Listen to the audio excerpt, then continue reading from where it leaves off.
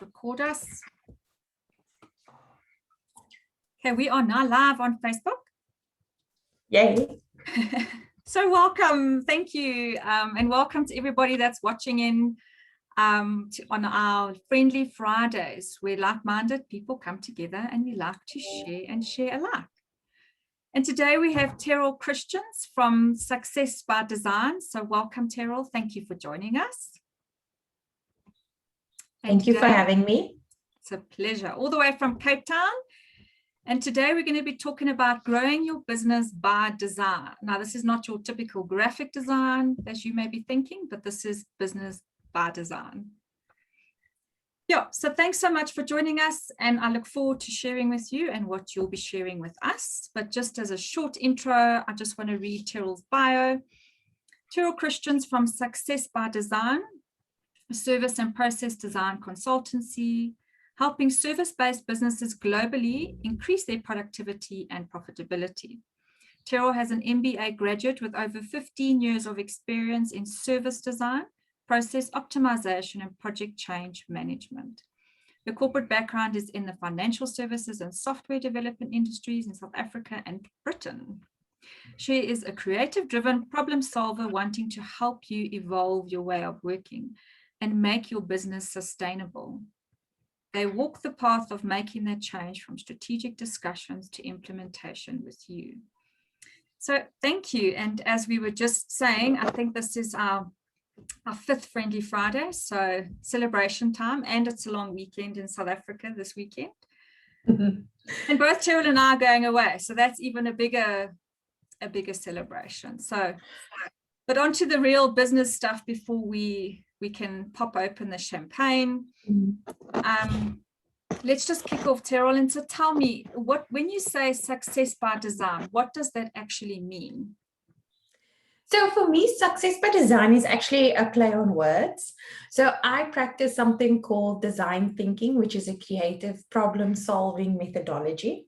It has its origin actually in industrial design many years ago, but design is actually another way of thinking about how you plan that somebody uses your product or service, or how they would use, for example, a building, if you're an architect.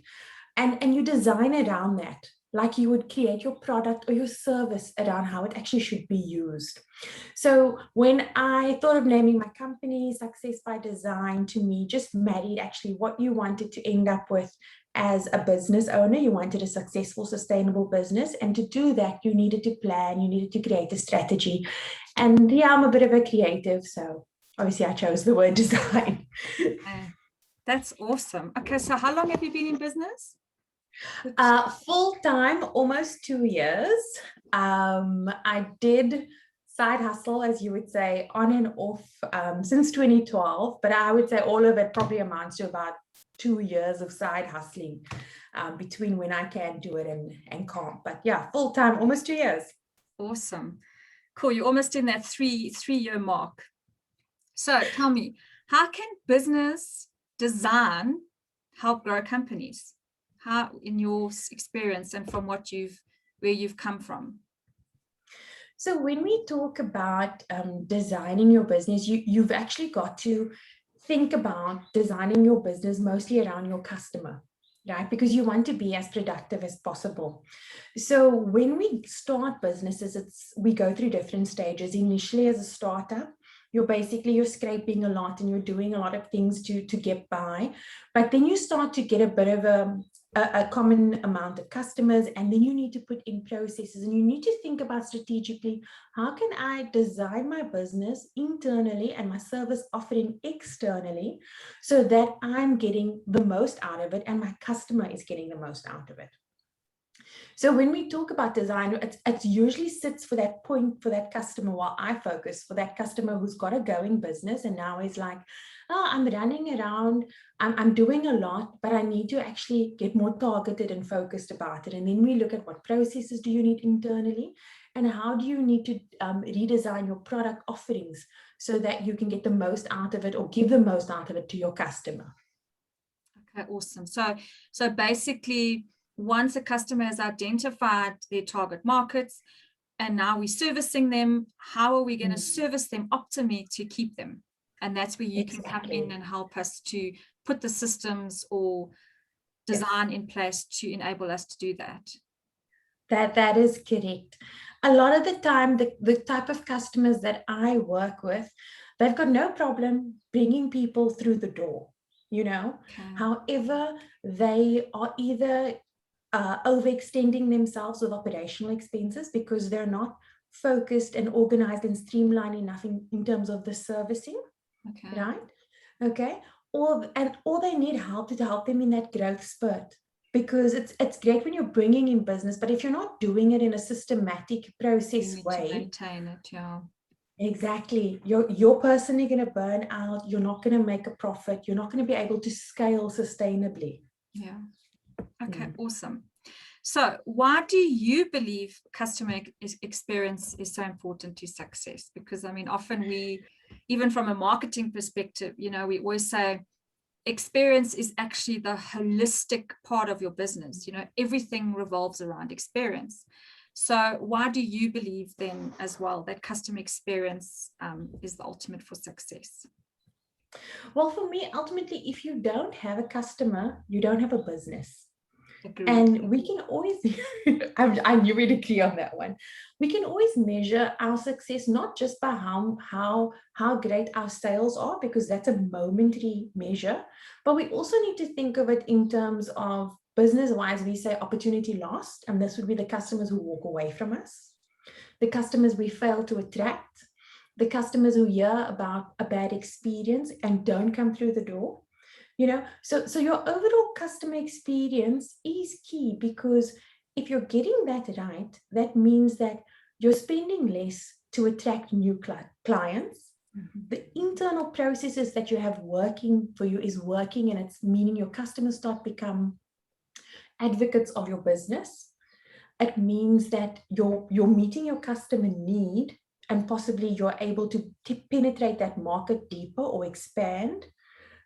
So that's why, and I'm sure, Meg, you know so much more as to why customer experience overall is so important, because it also focuses a business from a process point of view.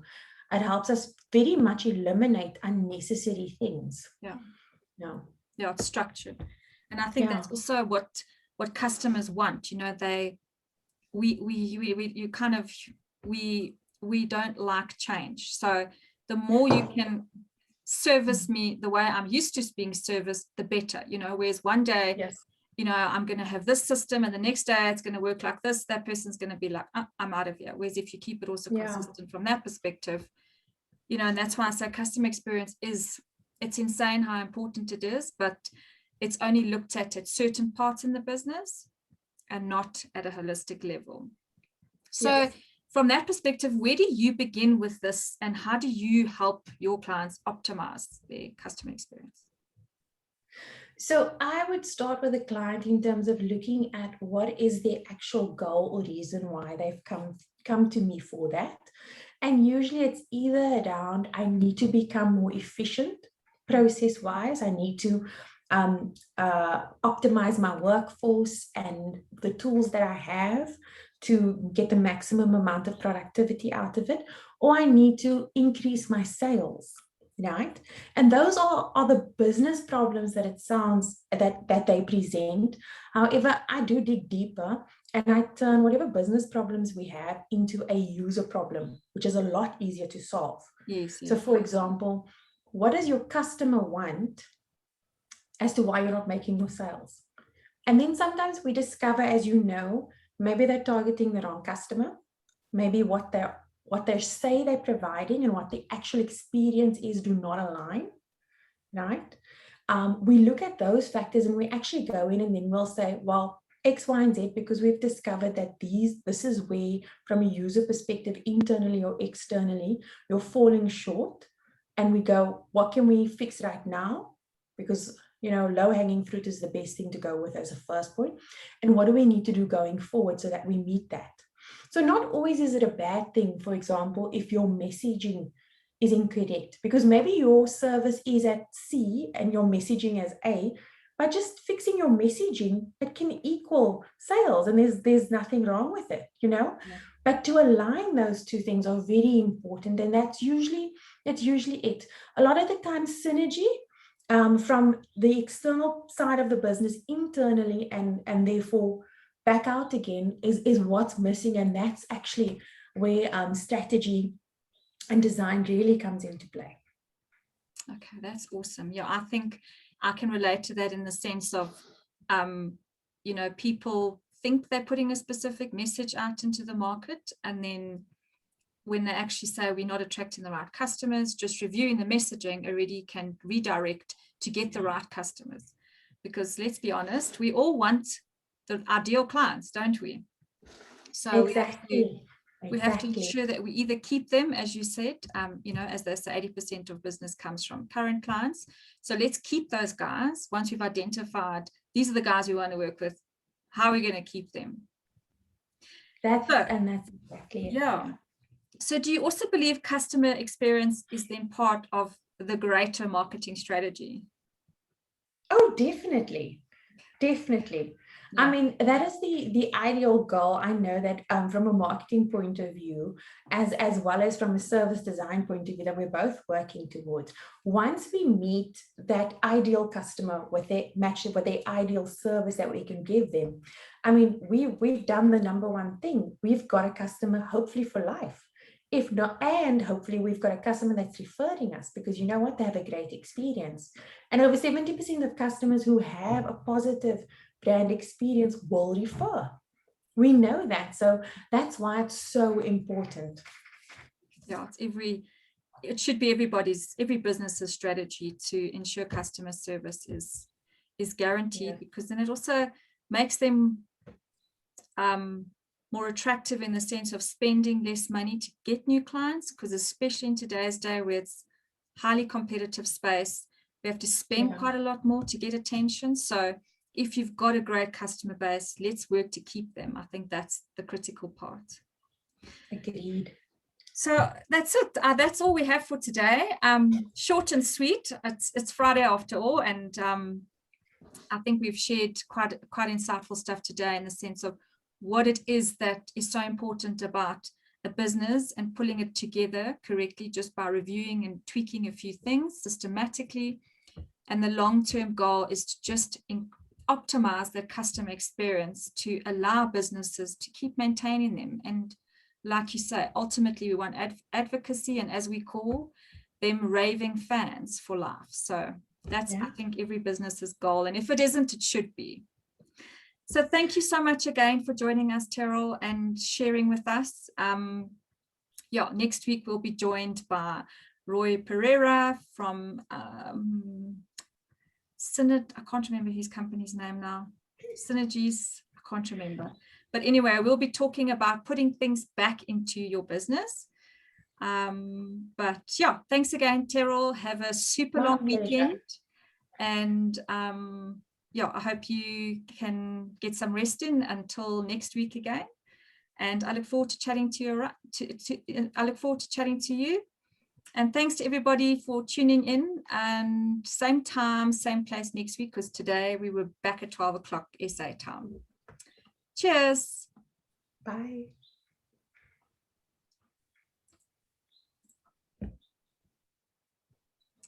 Okay, I've stopped it there.